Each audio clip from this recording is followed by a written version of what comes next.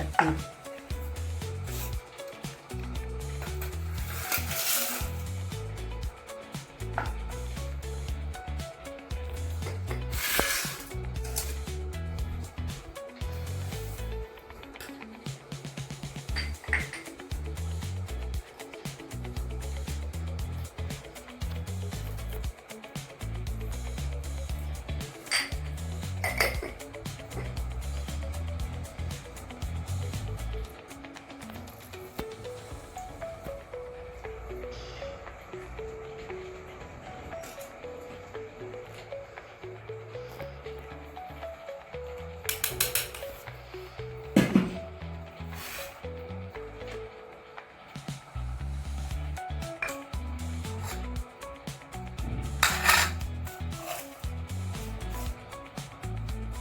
ये दही है, ये मैंने घर में हाथ से बनाई हुई ये दही।